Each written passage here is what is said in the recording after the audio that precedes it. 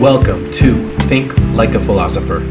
In this Philosophy Lesson of the Day series, I promise that you will think more clearly, reason better, understand the details as well as the big picture, and get ever closer to the truth of things. This is Think Like a Philosopher. Number 10. What is rhetoric? We will pull from the pages of Book 3 in my Think Like a Philosopher series, the book on Socrates. Let's look at rhetoric. Worth its weight in gold. Smooth talking was in high demand, and it didn't always matter if the words were true. It mattered if you could move people's hearts. Persuasion was power. Persuasion, rhetoric, and debate were gold. Rhetoric comes from the Greek word RHETORIC, which means persuasive speaking. Persuasion, what is that? It's convincing people of your views. They may be right, they may be wrong, but persuasion is the art of convincing. Rhetoric, what is that? This is the art of persuasive words. Connected but different to persuasion. Rhetoric uses persuasion, uses persuasive words. Debate, this is putting together good arguments. So as you can see, persuasion, rhetoric, and debate are all very similar, but slightly different. Ethos, pathos, logos. There were three main ways a good speaker would persuade. By appealing to character, that's ethos. By appealing to emotion, that's pathos. Or by appealing to reason, that's logos. The best rhetoricians perfected the use of all three ways at once. Look at the example. If you were trying to convince someone about which pet was the best pet, here would be a way to use ethos. You would say, Pythagoras liked goats, so did half of Greece. So you're appealing to character. You know that people know and respect Pythagoras, so if you say he liked goats, then maybe that will convince them to also like goats. Pathos, appealing to emotion. If you wanted someone to get a cat as a pet, you might say, cats are so cute. They make us feel all warm and fuzzy inside. That may appeal to your emotion and make you decide to get a cat instead of a goat. Logos.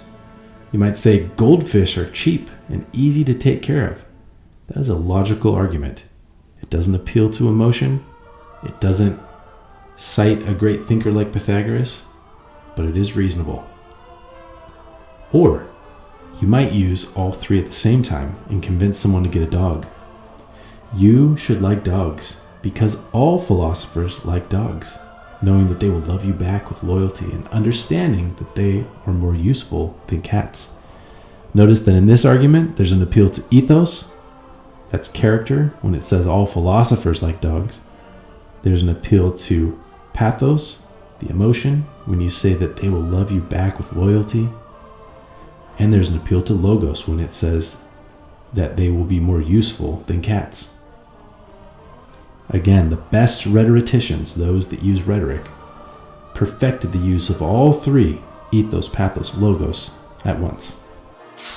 Let's get back to Socrates and the sophists. We read last time that you know who didn't like the sophists? That's right, Socrates didn't. He hated their guts. He ate them for breakfast. He did push-ups with sophists on his back. This is figurative language, of course. The sophists were good at speaking figuratively. So was Socrates, but unlike the sophists, Socrates wanted to get back to the big questions, and he had a few tricks up his sleeve to do just that. And his secret number one was Socratic dialogue. Let's read.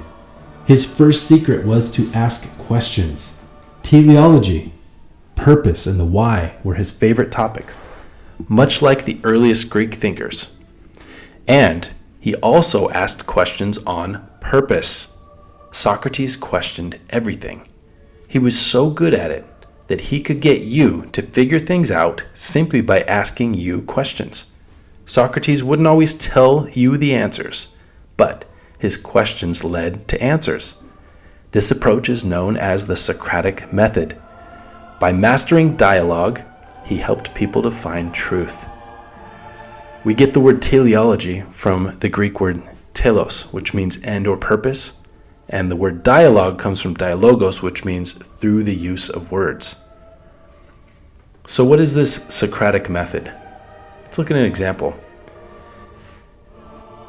Person A is you.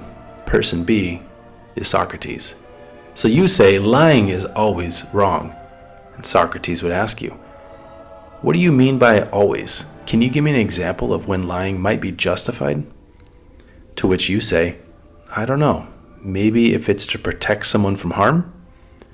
Socrates says, so if lying is sometimes justified to protect someone, is it always wrong? What assumptions are we making about the consequences of telling the truth in every situation? To which you might say, I guess I need to think about the assumption that telling the truth is always the best option. Notice that Socrates didn't tell you what to believe, he just asked questions. And it made you think. And you might think, I might not want to tell someone bad news right before their ballet recital, right before their big sports event. So you don't necessarily want to lie to them, but when they ask you about something and it's going to be really bad news, you might lie to them and it might be justified. The point is, Socrates gets you to think without telling you how to think. He just asks questions. This is the Socratic method. And now we have answered the question, what is rhetoric? Rhetoric is the art of using persuasive words. You often use it in debate or in dialogue. For this video, I borrowed from the pages of my book series, Think Like a Philosopher, which goes through the history of Western philosophy from its origins to the present. If you love what you see, check out the links below to find digital and printable copies of any and all of my books on the history of Western philosophy.